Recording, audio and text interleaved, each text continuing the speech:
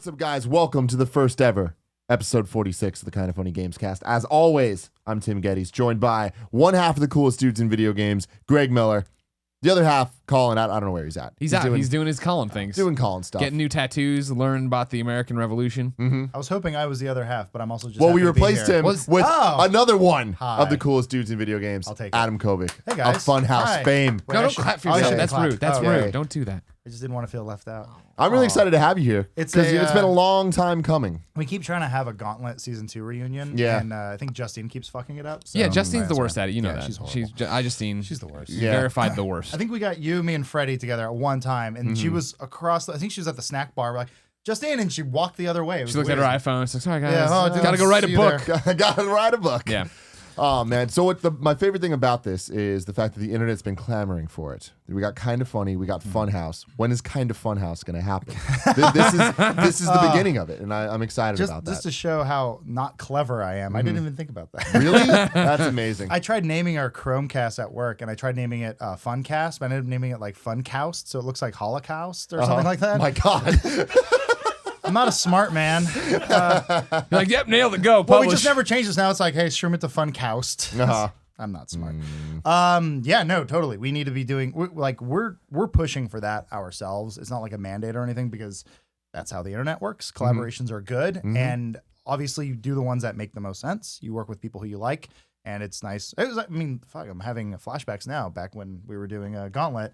And I thought you guys were like, I was like, that gay couple over there is so cool. That's the funniest thing. we really didn't think that through. We didn't think that through. Even now thinking back on it, I'm like, really? Well, because I was like, Greg's kind of a schlub, but it's like that good-looking guy right there. Like, he's like, oh, it's his boy toy. That makes sense. But so just for some background on this, we all met each other back on Rooster Teeth, the Gauntlet season 2, Right. where these two guys were on the celebrity guest team alongside Justine and Freddie Wong. Internet celebrity team. Yeah. And before I left, Tim's like, I want to go too. I love Rooster Teeth, and I want to meet all these people. And like, I'm like, oh yeah, cool. Yeah. And you're like, you can be my. We were working on the show. We were doing producing stuff back at the hotel. Yeah. But yeah, a whole bunch of people thought we were a gay couple. Well, then that's Cabana Boy. I was a producer at IGN, and also I was producing things here. This is, I think it was before Game Over Greggy's show. No, it wasn't, because remember we had just started it because we were doing thumbnails in the hotel room. Yeah. Because I remember there was that thing where you're like, can we use this thumbnail? And it was provocative. And I'm like, yeah. No, but that was for Gregway. Was it? Yeah. Oh, wow. I don't think Game Over Greggy's show was a thing at that point. Okay. No, it definitely wasn't. That was September. Okay. We started the show in November. I'm sorry. I It apologize. just had a weird Jeez. precedent. They were like, this old is ball my and man. chain. He goes where I go. Yeah, It's yeah, like, yeah. okay, fine. I have Like, an entourage. Yeah. of Guys- one person. You guys like brought a PS3 and you were playing Grand Theft Auto? Grand Yeah, Theft Auto. Yeah, And you we were couldn't- fucking ready. You guys didn't know how to steal a jet, and I'm like, you guys are, come on, give me this. And I remember trying to shoot with the PS3 control. I'm like, this is garbage. What the hell? God damn. And none of us got the jet until way later. Yeah, Freddie that's sat there and fucking like I think nailed Freddie it did. out. Yeah, Freddie was the genius. But I didn't find out till years later that everyone there thought we were a gay couple, which is the funniest thing in the world. Well, to me. I love the world where that I'm gay and I can get a guy as hot as Tim. No, that is awesome. That is awesome. Oh You're, man. he seems like a power bottom. Like, I don't know, like PNP power play. No, yo. the funniest thing is that one was when I met my now ex-girlfriend Kara, and like we were flirting it up and stuff, and it's just like, Oh, did yeah. you guys not notice? Like, I thought you were overcompensating. I was like, Trying to make me jealous. yeah, he was over there. Yeah. He's like, yeah, dude. I think we're having a conversation. Like, I love boobs. Boobs are so Boobs, good, boobs, right, boobs. guys? This stuff. And I was like, Yeah. I'm like, this guy's trying I way love too hard. holding them and hugging them. Women are cool. Ooh, I love getting all sex in them. Yeah. Ooh. Then so he ladies goes and home gentlemen, fucks Greg. this is the Kind of Funny Gamescast where every Hey. week we talk about video games and stuff. It's not always video games. It is just most of the time. And it's great. If you want to get the show early, you can go to patreon.com/kindoffunnygames. Throw a few dollars. God damn it, Greg. I was Hey, about to say bones. not everybody I can was be getting to perfect the like bone me. stuff. That's true. Why It's didn't you very say true. bones? Do it yourself. Make it your own. You don't have Because to I got just. caught up. I got caught up. Did you guys lose money recently? I just saw there's another group guy I follow. Your Movie Sucks, and he was talking about on Twitter how like Patreon took like $1,000 out because they're covering fees and stuff now. They just changed it. Yeah. We didn't lose any money. It's like They're being more like Transparent. They're about doing a it, which transparency I think it's great. test. I think Yeah, definitely. Like I said, I think you No, guys are Patreon's fucking fantastic. awesome. I love them. They're great people, and they're always trying their best to combat the evils of the internet. I'm trying to imagine an opposite world where Tim was like fuck Patreon. And like, he's just taking their money. He's like, God, I hate that. This whole system's broken. No, they're good dudes. You can't say anything. And dudettes. No, I could say whatever the fuck You I could, wanted actually. to. There's a lot I don't like about them. We talked to them a while ago. This is back when we were at Machinima, and we were talking to them about. We were like, this thing's new and it's different. Like, because like our fans started a Patreon for us. We're like, please don't do that. Stop We have that jobs. right now. Yeah, please Yeah. stop. But then they called us and they were like, hey, what can we do with this? And we were like, maybe we can get like a fan fund going or something like that. All I remember was Bruce was on his back trying to light his fart with a candle. That's the only memory I have of that phone call. And I was like, we're professionals. This is good. And we like, I remember we walked away and being like, yeah, that was a good talk. That was a good talk. But I have a photo of Bruce on his back trying to light a fart with a candle. Those were towards the end of the days, so we were towards the end of the checked day. out. we were checked out. We were like, end of the year, we're done here. Gotta go. Yeah, that was Yeah, I fun. remember, when we did ours and announced we were leaving and launched the Patreon and everything was going super successful. Then you guys were like, we're going to leave too. I was like, oh God, please don't start a Patreon. Yeah. We feel like we're doing so well right now and I don't need you coming in being real internet people. Yeah. I mean, we were at a cross. I think I've talked about this on my podcast before, but like, it was sort of like, do we go indie? Do we go with the Rooster Teeth? And like, I love the Rooster Teeth guys, obviously. After the Gauntlet, I was like, I remember I did this thing where I had an extended lunch with, it was Freddie and Matt Hullum, the CEO, still CEO. And I remember he like showed me around and he was like, oh, I got to do some work. Do you want to just go do a quick tour on your own? I was like, sure. I was walking around and Jordan, the guy who does the RTAA, the animated adventures, he was animating while watching a Zelda 64, well, Ocarina of Time speed run. And I'm like, this is the fucking coolest place in the world. And I remember I was sitting in a chair across from him and I'm just staring at a wall and he was like, everything cool? And I'm like, I want to work here. I like this place. Yeah. I'm finally home. Yeah. And so like talks kind of started after that. And like, so it was, I thought what you guys were doing was cool, but then like we were 7 guys and I was like, Yeah, we you need had a different overhead. we need a daddy. And Bernie was the perfect daddy. Yeah, Bernie is the perfect daddy. He's a good daddy. He can't hear this right now because he's doing the Amazing Race. So. Yeah. So we can say whatever we want. We can say about whatever him. we want about Bernie. It's great. Here's what I'll put on the table. I've said it before and I'll say it again and then I'll direct it as you as well. I don't like that Bernie's a team fat quitter and I don't like that you're a team fat quitter. This is outrageous. This is not what it was. This is not what it was at the Gauntlet. At Gauntlet, I was like, yeah, another schlub. And now you're here, you look all fucking hot, making my gay tendencies come back out. remember I left that life behind at the Gauntlet, Adam. makes sense why you live in San Francisco. It's fine. I think LA is probably gayer, which is fine. But I'm just saying. That was the other thing about at the Gauntlet is like everyone's like, oh, that's the 2 guys from San Francisco. Yeah. They must be gay. Then I'm like, oh, I guess I'm like, that's where it comes from. I worked in West Hollywood, and like I have more gay friends than I can really like think of. Like it's not like a thing you think of where you're just like, people are gay out here. That's like, totally out the window, right? Yeah. With gay being a thing. You're it's just like, Eric and his boyfriend, whatever. Yeah. Like it's just a thing. I don't know. So it's like when I saw you guys, I was like, oh, cool, gay couple. Yeah, That's nice. yeah. Like, of course they came to Austin. This is an accepting place. It's fine. They weren't afraid of all the pitchforks. Yeah. Forgot what the fuck I was saying. Oh yeah, You're a quitter. You quit Team Fat. I quit Team Fat because you met me right when I was in my sad fat phase. I was never really like fat, but I had a gut. I was like, I remember the You're like day- a normal person, not an Adonis. I was sitting at a bus stop, I remember, and I was trying to go to work, and I remember getting him going, I did the fatty grunt. And I remember doing that, and I was like, fuck, that was a fatty grunt. And I started CrossFit around that time. Oh I'm my like, God. I need to go to boot camp. I need to just kick my ass. And that was during the Gauntlet. I hurt my leg because fuck CrossFit. I was they were trying to teach me how to run, and they make you run on your tippy toes, and they're like, "This is how people run. You could run forever. You run on your tippy toes. You lean forward just a little bit. Momentum will carry you, baby." And I'm like, I have like tight calves, so I was just like, "Ow, ow, ow!" And I ran around. And remember like hurting, and then they're like, "Now we're gonna do jumping jacks, and now we're gonna do jump ropes." And then I was doing jump ropes, and I'm like, "This doesn't feel good. This doesn't feel good." And the drill instructor, basically the CrossFit guy, is like, "Go, go, go!" And then I landed, and something popped, and I was like, fuck was that? And I was like, it really hurts a lot. He goes, oh, you're really injured. You need to sit down. And I'm like, fuck you, CrossFit. Fuck you so much. CrossFit, man. Yeah. And so then CrossFit, man. and then that next week I went into the Gauntlet, and that's why I was legitimately limping. I'm like, ow, this sucks. But I only did that for like, I think like 6 months or something like that. And then I was like, okay, I know how to work out. I know how to go to the gym. I know how to and then I work with a bunch of like basically, fitness instructors like James. And Your all those team guys. is like ridiculously good looking. It's We're a lot of- upsetting. Peak I would say is probably the most in shape guy. He's the quietest one that you've probably seen there. But like, I remember going to his hotel room one time years ago, and he always wears like thick clothing or whatever. But I remember he answered the door and he was only in boxers, and I was like, fucking dude is ripped. Yeah. Dude is shredded. Why do you hide it? I think he just gets cold. Yeah, He just gets cold. Yeah. Even Spool, he started working out when he got his girlfriend. Like everyone's like, It happens. Now he's on the girlfriend diet, but that's Yeah. cool. The girlfriend diet. Yeah, I think as James says, no one survives the girlfriend diet. So, but yeah, I tried it. Well, like, and we're very fortunate too, because like Full Screen has a gym. My apartment complex has a gym, and I have a 24-hour fitness thing. So I was like, I pass about 3 gyms on the way home, and I'm like, I just feel guilty. I gotta do one of them. And then I started doing the space food thing with James and Bernie and all those guys. Well, Bernie did it after us, so He's just jumping on the caravan. I think Lawrence. I forget the order. I always try to give people proper credit. I think Lawrence started it first. You know what this stuff is? I don't know what space food is. Space though. food is like this. Is it like the astronaut ice cream? I like that stuff. That's what I thought too. Museum Right? of Science and Industry. What up? It's just this. I feel bad talking about this because they're not paying for this, so I don't want to give it like a resounding like, oh, buy it. But like I've been on this stuff and I'm cutting weight and stuff. But like it's just powder with water, and it's got basically every nutritional thing that you need. It's 670 calories. Just mix it in. It's basically a meal. I have one in my hotel room. I brought one with me.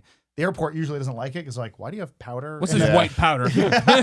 Mine's chocolate. It tastes delicious. But it's a meal supplement. It's like some of the guys are doing it because like I don't know how you guys get, but like you get busy. You do not have time to go eat food. No, yeah, 100%. So sometimes just like put some water in it, shake it up, drink it, and then like That's minus the fun of eating food, though. I know. But that's I know. like the most fun part of food. I know. Is the eating part. I'm hanging out with you guys this weekend and we're eating. Yeah, we're going. it's Yeah, we're gonna going be to good. burritos after this. That's I'll why. be all right. Yeah. I can. Yeah, that's why I'm like, it's getting cold. I can get a little layer on me. It's fine. Yeah. I don't know. Life's So, okay, back on topic a little bit.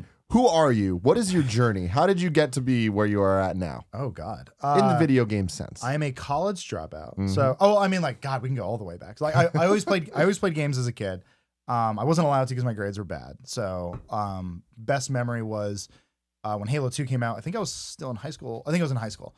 And around the time Kingdom Hearts was a thing. I remember Kingdom Hearts is still a thing. I was gonna say for Tim, it's never stopped being a thing. Well, no, it was like my dream game. But Yeah. like every time I had a game Naturally. console, my mom took it away because my grades were bad. But I remember when Halo 2 came out, my mom was a cop, so she would work the late shift and she would be gone at like 4 a.m. So I'd wait till 4 a.m. when she left, and then I would string a 50-foot Ethernet cable from my room to the router so I could play Halo 2 online. Nice. Without her knowing, because I had an Xbox hidden in my room that my friend let me borrow. So it was like doing drugs basically. I was like always Halo trying to hide 2, it. online. It's a drug. Yeah. Well, I mean, like I was trying to hide it from her. I was like, I had to hide it. So I always wanted a career working in video games.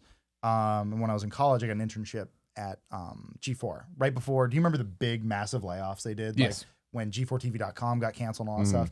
I was interning from there at that transition. So they let everyone go. And the department I worked in, which was talent booking for Attack of the Show, emptied out. And my boss wanted someone to carpool with because he and I lived far away and I was his carpool buddy. He's like, hey, you want a job?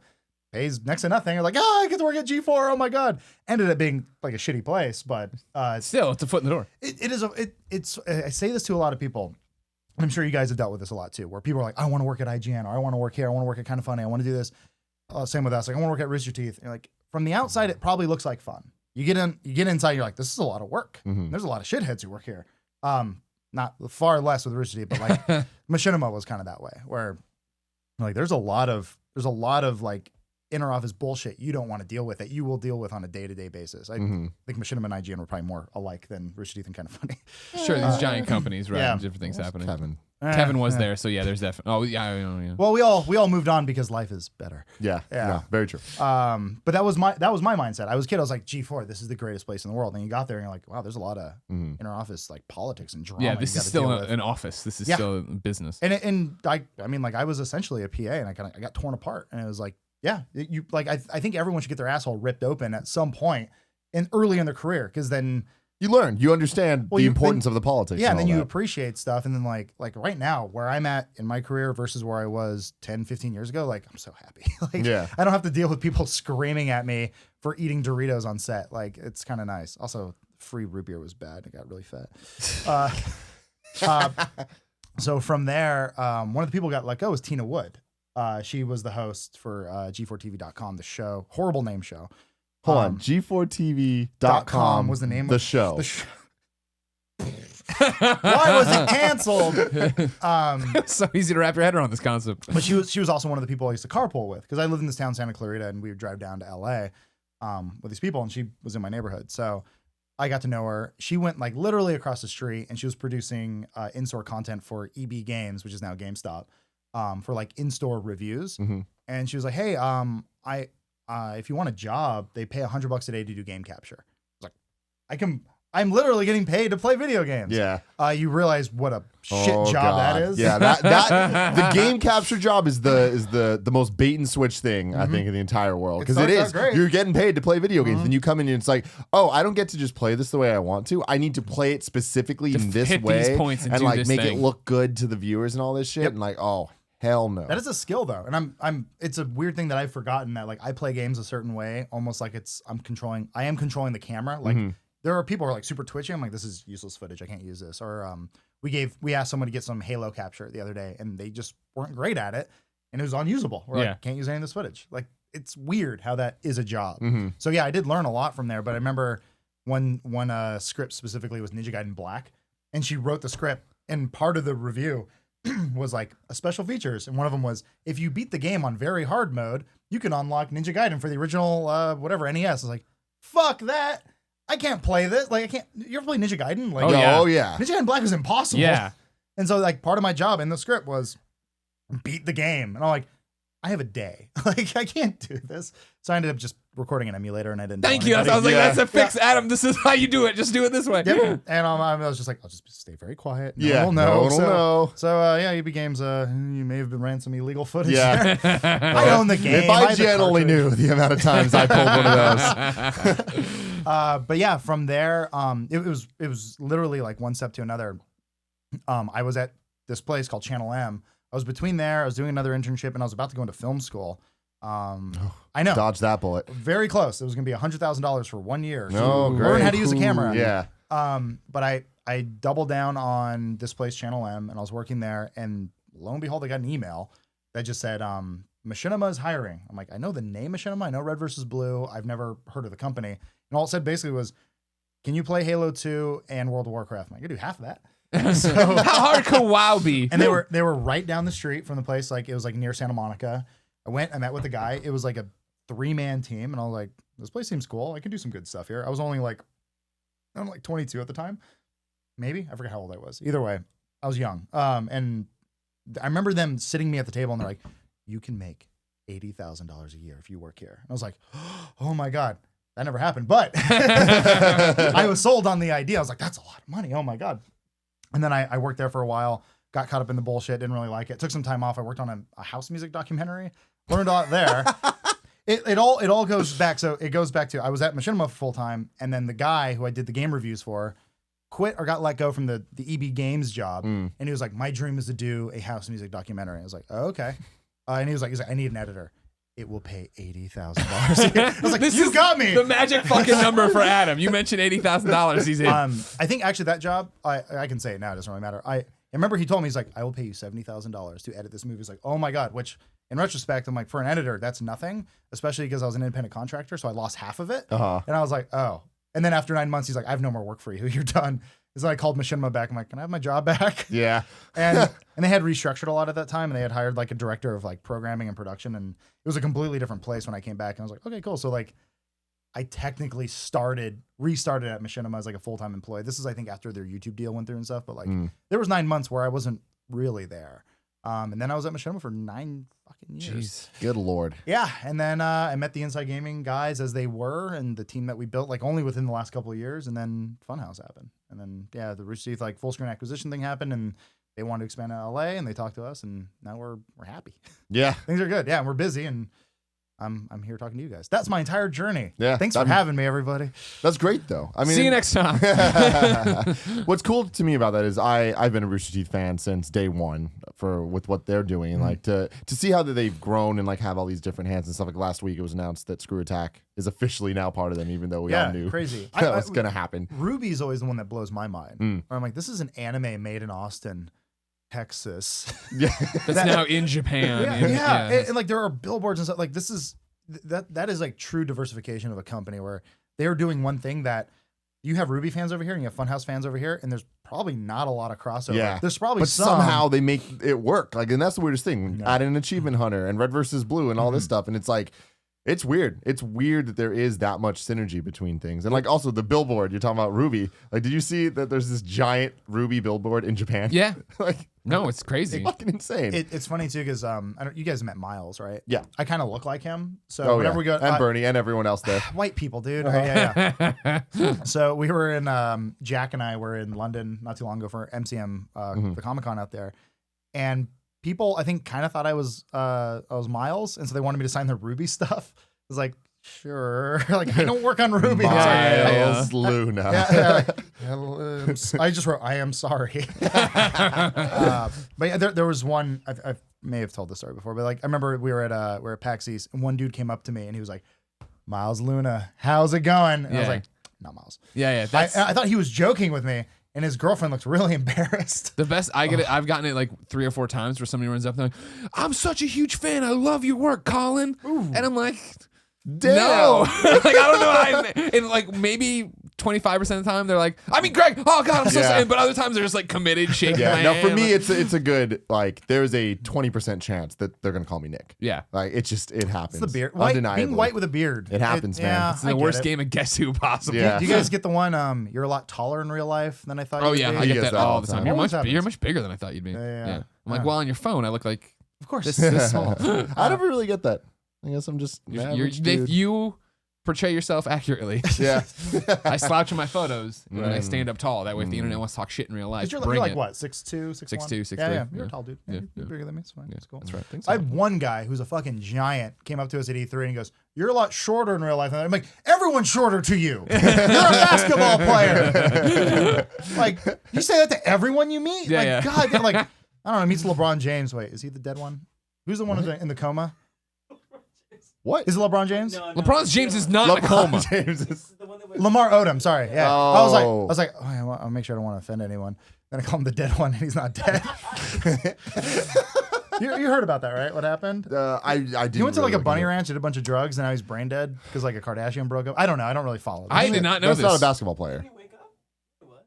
It's a basketball. Oh, he player? woke up. I don't know. Lamar I don't know. Odom was a basketball player. Yes. Yes. All Yes. right. Fuck. I don't know anything. What? Kim's ex-husband? No, not Kim. Chloe. Chloe. Yeah. I thought it was a football player. There's a lot of misinformation right now about the Kardashians. look. Is she married? Kim? There's some football player involved with them. Hello, listeners. Are you still there? Hello, anyone? Where'd you go? All right. So Funhouse. They're So Video enjoying games. this. They're enjoying this. So what do Yeah. you guys do now, and like, what are you getting into? Because I know you did just launch the Funhouse cartoons, which looks fucking incredible. Oh, by thank the you. way. That was a fan made thing, and this is honestly the best. People always ask like, how can I get a job? How can I get jobs? Like, just send us stuff, man. Like the guy made a fan video, and he's like, check this out, and we got in contact, and we were like, how much would it cost to make this? And we got the okay budget from all the guys in Austin, and now we're making. I think we're only making like 6 episodes for now, seeing how they're gonna do, but. Yeah, we're like working closely with the guy. He's pretty quick. Yeah, Like, I mean that's great. not the same shit with us. You know, Yep. like people all the time like make stuff like and just put it out there, and we will contact them, and be like, dude, this is awesome. Like, do you want to work together and like kind of think about it that way? But like, what I like about this is it's. Have you seen this? No, The I haven't Funhouse seen this one cartoons? yet. I'll show it to you later. I hate Funhouse and don't watch it. That's Yeah, fine. it's the Totally same. understand. The same. If it isn't a idea. Bruce video, I'm out. Big Bruce fan here. thought you said It's British. I The was like, same what? idea as the animated adventures, where it's just like bits and pieces of Sure. things they've done, but it's not like 2D animation. It's 3D animation. Oh wow. They made us into like 3D like Muppet puppets. Muppet puppets. Oh, yeah, wow. It's like awesome. It looks really cool. Awesome. It's really unique. It's a unique and like I think we were looking at it too from like a long term angle where we're like we could make like dolls out of this. This Yep. is cool. Like this is very marketable. Like, and that's sort of how you have to like think when you're producing new content. Yeah. Or like, is this a show that I could potentially sell or not sell? Yep. That's usually anytime we make a new show, we want to just make a good show. Mhm. But we always have to think that in our head. We're like, could a sponsor fit in here somewhere? This is a business. How do we make this work? Yeah, and how does it work for the audience as well? Where we're like, I don't want to have like a fleshlight come in unless it makes sense for the show. yeah. If For it's the like- show. Yeah, if we're doing like a serious review show, like maybe not. But if we're doing like a silly off the wall thing, we're like, yeah, get a fucking fleshlight in here, it'd be silly. Why not? Yeah, and like because the audience would be expecting that or something like that. So, yeah, I don't know. Like that's sort of where we're at right now. Right now, I think we're just trying to wrap up the year. Yeah. Which technically ends in February for us because that's when we started. So. Right. Yeah. We're familiar with that. Yeah. Yeah. When does it start? When does it end? Our goal is to hit 1 million subs. How far You off are you now? motherfuckers. We just hit 800. Okay. Yeah, and like that's a lot of Kind of funny army. Go subscribe to Funhouse. We'll get you there. Don't worry. Well, you guys are in a very interesting place because you have the Patreon. So like, Yeah. regardless if your video does 1 view or 10 million views, you're getting paid the same. I mean, that's the good. thing for us is we kind of made that conscious decision where we didn't go with a Rooster Teeth or something like that, where we're just like, all right, we're going to be much smaller, but we know we got the hardcore motherfuckers out there. They're going to great. like have our back and like make this work for us. And so it's been working. But then it is interesting because it's always funny to talk to people and be like, they're like, oh, yeah, so how many subscribers do you have? We're like, oh, well. If you combine 350,000. Yeah, like, But the number that matters is on Patreon. We can talk to you guys after. I mean, like, I'm YouTube certified 2 years in a row now. If you need Oh, some so tips, am I. Really? So, oh, yeah. Yeah. God, that course. Yeah. Oh, God, Oh yeah, God, no. just like, and it was so easy cruising through everything, and then it was like, now let's talk about like copyright law. That's when it's like, fuck, Oh, shit. I'm tanking questions here, but what do I do? YouTube's like the worst lover you've ever had, where it starts out great, like it's the most manipulative like relationship you've ever been in, where like first question is like, how great is YouTube? And you're like, it's great. And they're like, which one of these videos is a bad title? Like this one. And then it's like, according to this copyright law and like the statute of limitations of 1954, blah, blah, blah. Well, and it's like, out of the 4 answers, which of the 3 are the most right? You're like, I know. Oh my god. Yeah. And there's like one where like there's like maybe a syntax that's a little off. And Yeah. you're just like, I Like, don't know. Or they're like, what is the most right good S? Yeah. Did he say yes or yes? I can't tell. Yeah, that shit was ridiculous. That fucking course, man. Jesus. Yeah, I think we're just in like a unique place where it's like we kind of just function in this thing where we're not YouTubers. You know what I mean? And I think that's I got a little offended the other day where someone was like, "You're just a YouTuber." I'm like, "Please, I'm not a tube lord. I'm not one of those guys. Like, I work with an ensemble. I mean, that's I think another reason why we all get along, and I got along with Rooster Teeth is like I never saw certain types of people as like YouTubers. I am friends with guys who are YouTubers and they are like the standalone thing, but like I can't really do that. I can't be a one-man army. I need people to fall back on because I can't be funny all the time. I'm rarely funny ever. Oh, don't do that. I'm also rarely modest and humble. Very humble. Let's see how many push-ups I can do. You guys into squats? No, but like it's so. I mean, like you guys can probably attest to this, but like having people you can fall back on and like have someone else to yell at when something goes wrong and pretend it's their problem and not yours. Hey, Kevin. You're called a punching bag. No, it's just kind of cool. Like when something's fucked up, that like you don't have to do all the work yourself. That there's someone who will step up and go, "Oh, I can do this." You're like, Yep. Thank God. Yeah, yeah. I'm not. Or sometimes you want to step up and help it out. Like I love having that. I love like working with people. I've always for liked sure. working with people. So yeah, I don't know where I was going with this, but like, It's good. yeah, I don't know that's. Oh yeah, the YouTuber thing.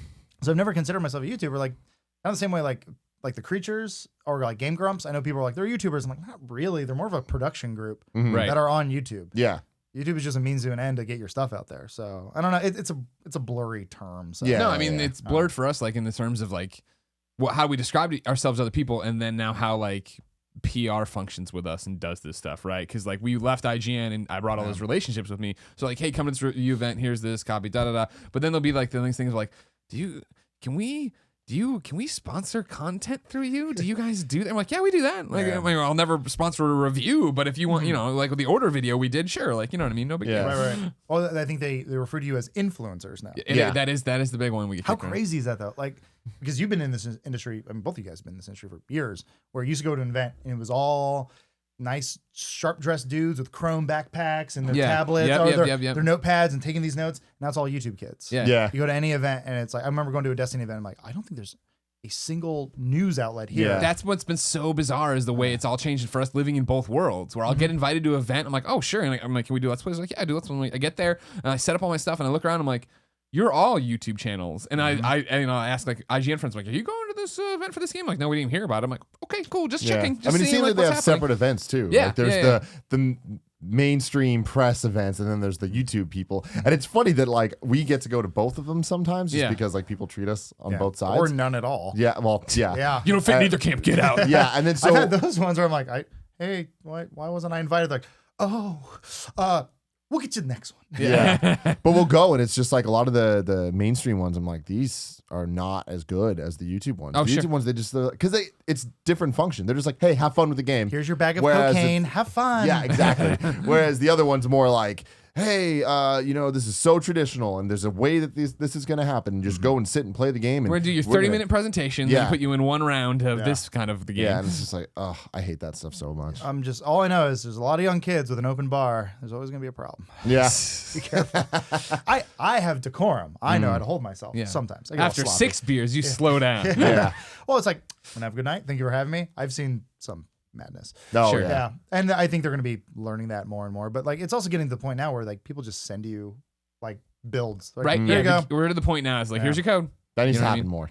Yeah. You know, No. that is like the game changer of just like, I think that the game developers that are getting that and understanding that, they're the ones that are going to be like way ahead. But Well, it's the same thing. Like recently, there was like this game that was coming out for the holiday season. Multiplayer is a big part of it, right? And so they were like, "We're doing this event," and it's, I don't know. I was like, "I'm not gonna go." Like, all right. And then the next day, just send me my code. Like, why don't you just send everybody your code? Like right there, just have them all. You know what I mean? Yeah. There is a marketing. I mean, I haven't ever worked on the side of game publishing or marketing and stuff, but I understand there is a budget. Yeah. That's why they have these lavish events where they're like, here's $1 million to market this $20 million game that's going to make $80 million. Spend it. Yeah. Figure it out. And they're like, remember Capcom years ago? They're like, Oh yeah. we're going to Hawaii. Hawaii. Like, are you based at Hawaii? No. No, one of our games has an island theme. Yeah. Maybe. What? I don't know. I didn't go. Really? Okay. It's sort of like I think how Adam Sandler makes movies, where it's like, where do I want to go on vacation Exactly. now? Exactly. I kind of feel like that's how they make Assassin's Creeds now. Yeah. Where they're like, yeah, the next one takes place in Bora Bora, right, guys? Like, absolutely not. Apparently, no one wants to go to Japan there. Yeah. They're just like, everyone's like, please just give us Japan. They're Yeah. like, "I don't Feudal wanna go." Japan, please. We're begging you. The whole marketing team is like, please go to Japan. Yeah. Maybe even like I don't know, Kyoto for a little bit. Maybe they should do a mission out there. I don't know. Maybe like, Just modern day Tokyo. yeah, that's it. Oh.